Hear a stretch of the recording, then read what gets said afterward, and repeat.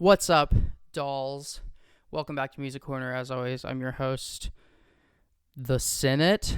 Not really sure what's going on in there right now. The topic of today's video, you know her. You probably don't hate her, but you might not love her either. It's Taylor Swift. Yep, Taylor, the big Swiftie.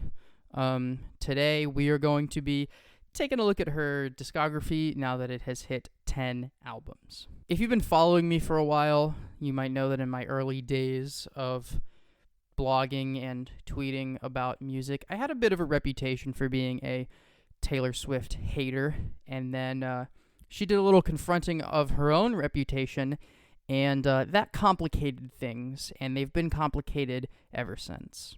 And a few years ago, I made a tweet where I basically said once Taylor hit 10 records, I was going to look at her entire discography, talk about it, rank it, put it in order, and not that I thought anybody was going to hold my feet to the fire in that regard. I probably could have just not done it, but she hit 10 a lot faster than I anticipated, and now that she's here, why not? It's fun to talk about Taylor Swift. So after basically taking the past week to re-listen to the entire Taylor Swift discography multiple times through, let's do this. 10 albums deep.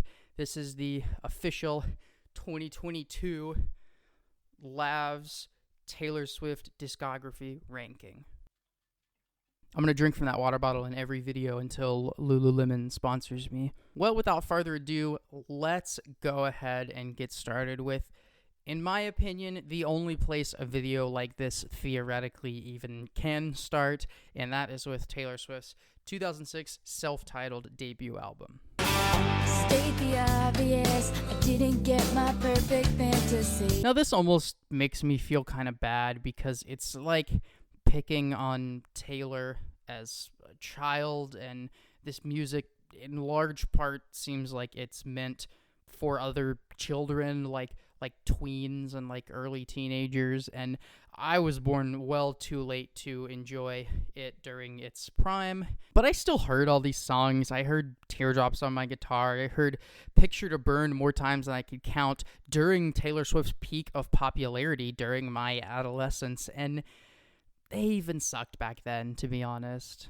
I would almost give this record a mulligan because it's Taylor's first album, and she was so young, and I don't think anyone involved in the creation of it could have possibly anticipated that it would one day be scrutinized in comparison to the rest of her discography.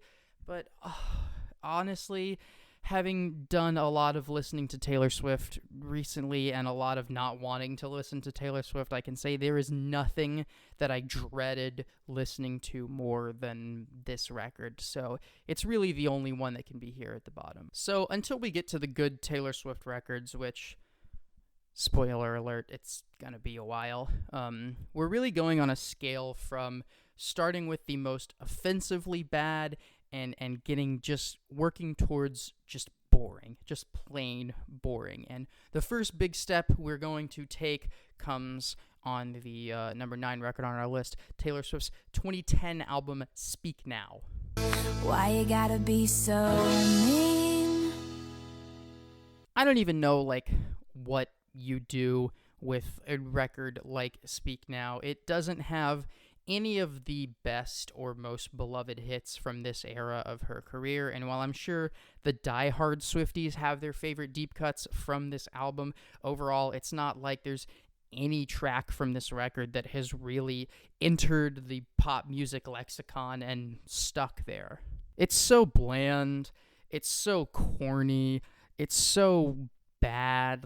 It's such a step back from its predecessor. I don't know what people see in this record. I don't know why people want a Taylor's version of this, because it really is just barely an improvement on the songwriting and performance front from her self-titled debut. But aside from that, it was another record that I really dread listening to every time I went through it, and really don't ever want to have to hear it again. Number 8 is the first place that I can really see myself getting into a little bit of trouble here with the Swifties, or maybe just with the general public, because it is a beloved record, but In my opinion, it's Taylor Swift's most efficient combination of obnoxious lead singles with completely soulless and boring deep cuts, and that is her 2014 album, 1989.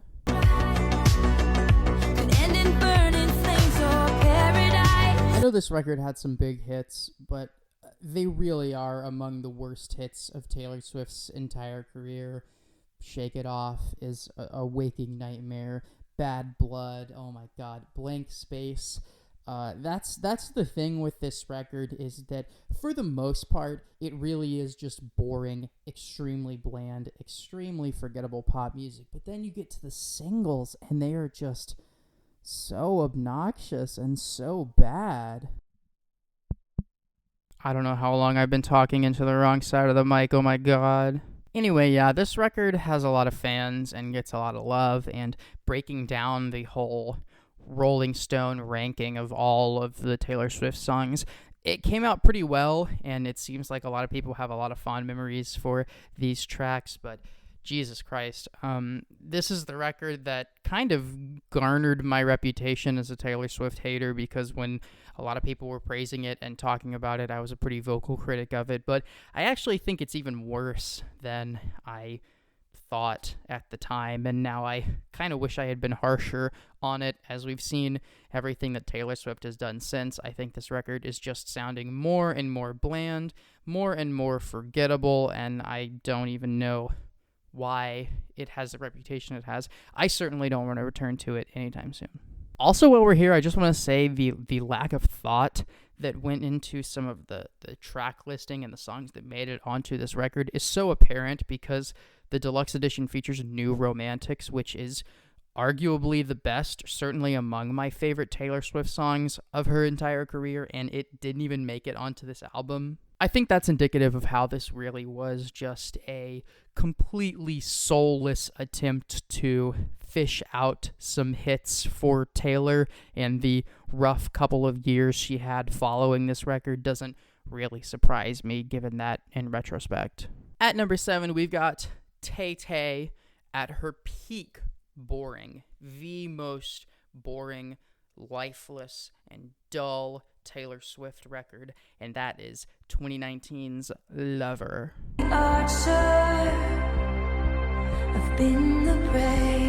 And this is a shame, because I wanted to like this record a lot, and the reason is mostly its visual aesthetic. I don't really think you can ever say that Taylor has had a real compelling visual era like a lot of her contemporaries, but I was really enjoying the look and the feel of the Lover era, the very bright, eye-popping music videos. I was loving the pastel blue and pinks on the album cover and on the merch. Like, she was saying trans rights. She would never say trans rights because it's Taylor, but she was saying it. And yeah, when this record came out, I was pretty disappointed after having bought the CD with one of her journals in it, because I really liked the visual gimmick of the era that, oh my god, this is one of the most boring records I've ever heard in my entire life. It's way too long. There are so many tracks that I would want to leave on the cutting room floor, and when this record does have something that is attention grabbing, it is often for all the wrong reasons, like the total flop attempt she makes at appealing to her gay fans, which, if she has any left, it's not because of this song. But the real stinker of the bunch is the worst lead single she's ever released, and one of her worst singles, period, the head-scratching Me with Brendan Urie. Hey, kids, spelling is fun. I can't believe she said that, and they actually let her, release it in a song. Yeah, Taylor Swift has had many head-scratching moments in her career, both creative decisions and songwriting choices, and those two things come to a head on genuinely the worst single of her entire career, I think, having just re-upped on her entire discography. This thing is terrible, but the record itself, I find it hard to call it outright bad. It's just so sleepy, so uneventful, so generic pop that I don't even see how you could formulate any kind of strong opinion about it. At number 6 in the Taylor Swift discography rank, we have Taylor's most recent album, Midnights. Draw the cat eyes sharp enough to kill a man.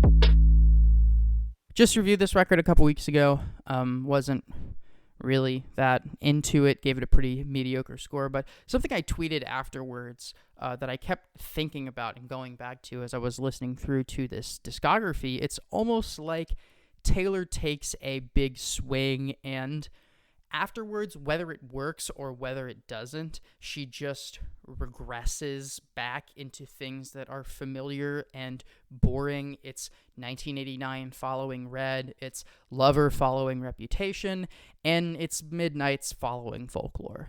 Now, this record is definitely a big step up from anything we've talked about before because it does have genuine highlights. There are songs on this record I like quite a bit.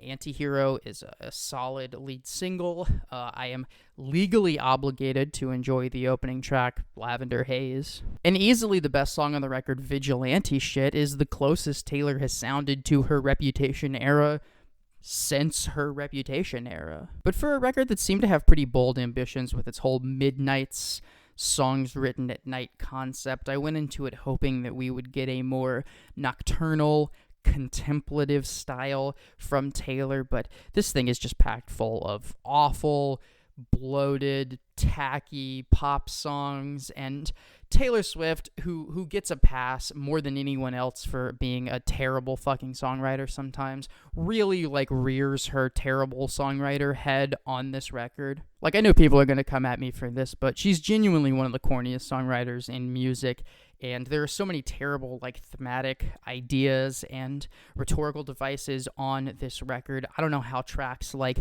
Snow on the Beach or Bejeweled make it past any kind of quality team look at the record. So yeah, if you can tolerate the obnoxious songwriting, which if you're a Taylor fan, you have to because it's on every single one of her records, this record's not terrible, but it's not great either, and it spends a lot of time just being really boring and forgettable and occasionally outright obnoxiously bad. Maybe don't pay attention to the lyrics on this record and you'll have a lot better time. My apologies to Alice Long-Yu-Gal for continuing to promote Lululemon. Number 5, top half of the list. This is an interesting one because I always sort of claimed that I really hated Taylor's early career, everything leading up to Red, I wasn't really a big fan of, and I definitely would have ranked this record lower had I not just gone back and listened to all of these albums, just based on my memory of these records.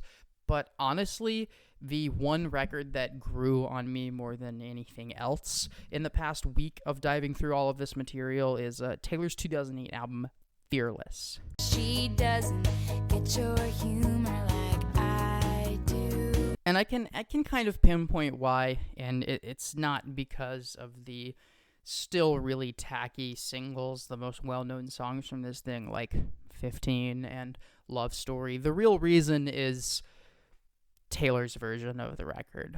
Yes, the original Fearless is okay. I certainly like it more than the self-titled or Speak Now, and I've always felt that way.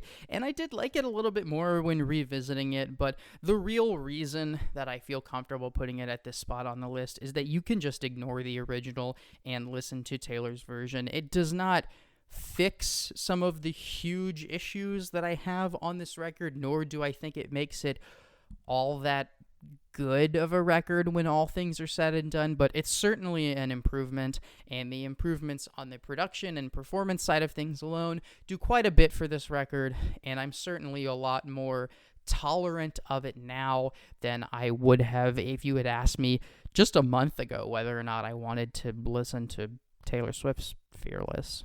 Number 4 is the amnesiac to Taylor Swift's Kid A.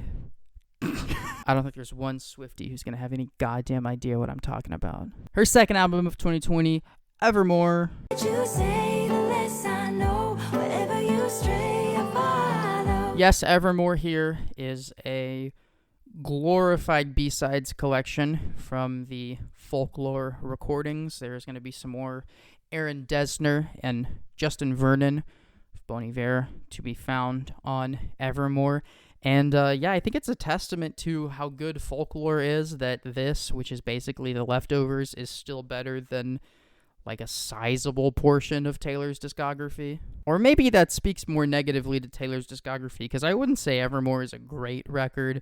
It's certainly her most anonymous, and I think when you're dealing with folk music, sometimes taking your personality out of it and making it more universal and more applicable to any listener can be a good thing. But when you're still Taylor Swift, like when the Taylor Swiftness of you just disappears for large portions of the record, that's not great, is it? But there's still some highlights here, and a lot of what I like about the production and songwriting style on Folklore does go into Evermore, though I will say that it is definitively a weaker collection of songs. It is, in every sense, the B-sides to Folklore's A-sides. We're at the pedestal, number 3, bronze medal, and now we are finally at the Taylor records that I can say I genuinely enjoy listening to and don't think are that bad, starting with her 2012 record, Red. Faster than the wind, passionate as sin, ending so suddenly. Yes, back when I was a Taylor Swift Twitter hater, allegedly, this was like the one saving grace with the Taylor stans, is that I was willing to say that yes, Red is a good album, her only good album, at least that's what I said at the time.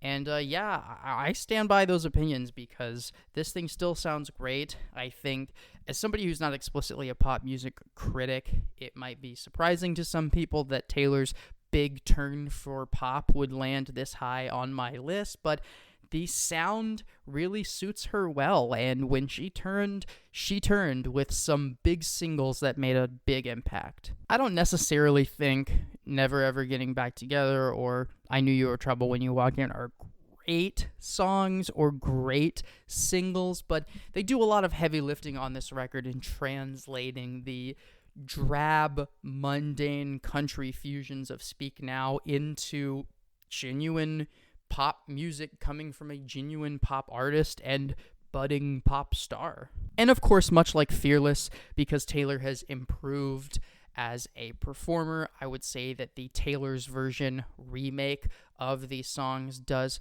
quite a bit to improve a number of these tracks, and I like it more. I would recommend starting with this version of it, though.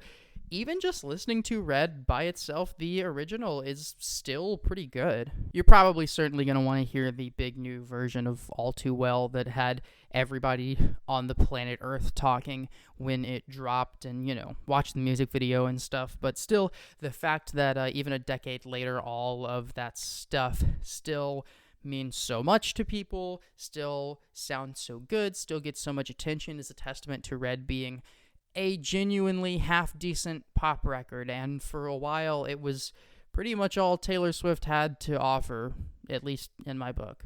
Number 2, the record that started this whole strange affair that I have with Taylor, the on-again, off-again flirtation I have with Taylor Swift stans online, her 2017 album, Reputation. You made me do.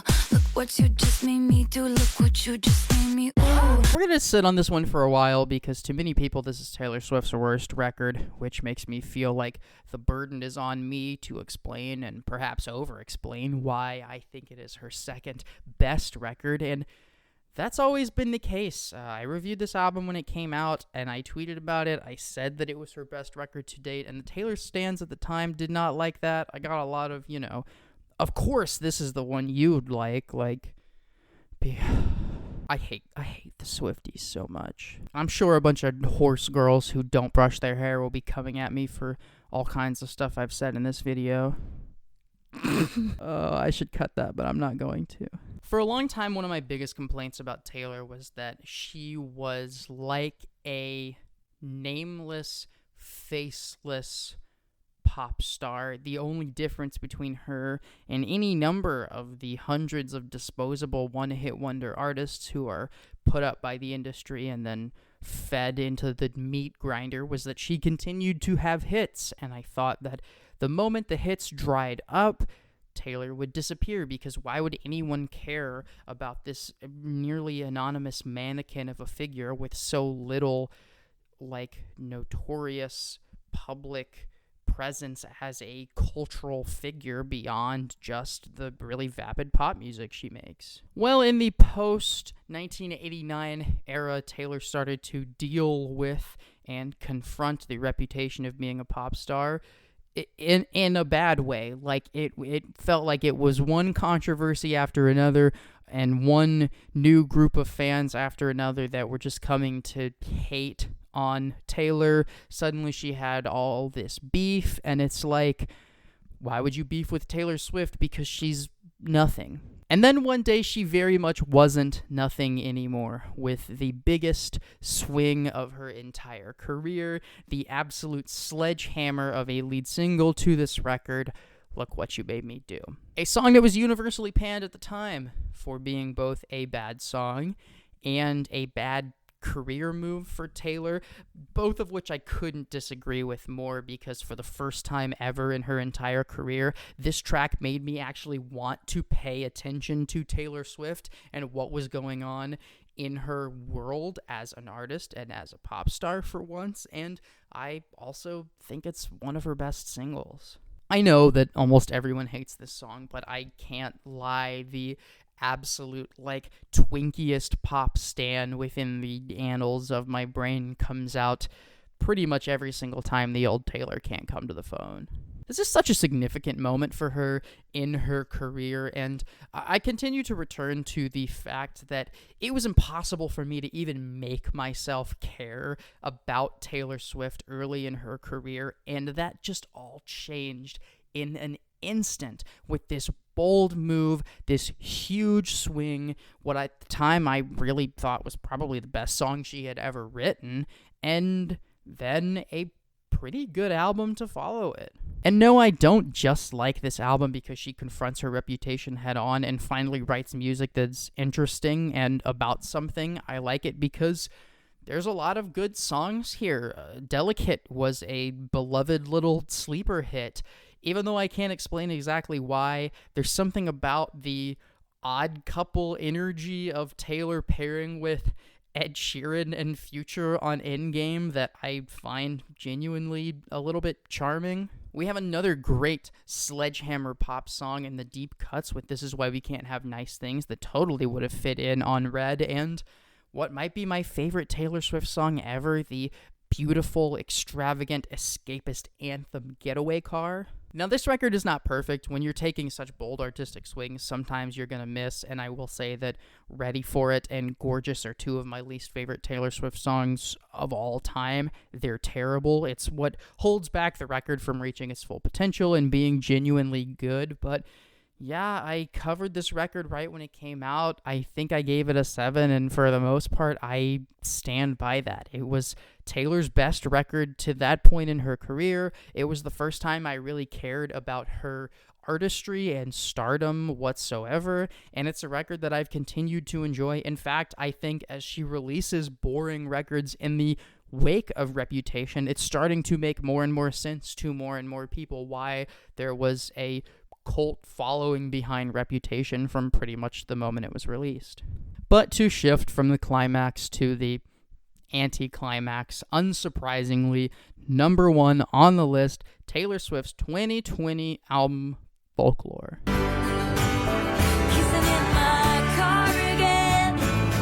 Yes, this is pretty much universally thought of as her best record now. It is her most acclaimed. This thing was on every year-end list, won a bunch of awards, bunch of high scores and reviews from people, and there's a good reason why. It finally sees Taylor Swift becoming the songwriter that everyone had been pretending she was for 10 years. She really puts a lot of the corniness and terrible songwriting ideas and thematic approaches behind her on this record. Like I said on Evermore, bringing Justin Vernon and Aaron Dessner into the project genuinely helps. It makes these songs sound great, and it comes with just a nuance and a delicacy that Taylor has never had at any point in her entire career. If Reputation is the wrecking ball of Taylor Swift's career, Folklore is something much more gentle, and it suits Taylor really well. Exile with Bon Iver is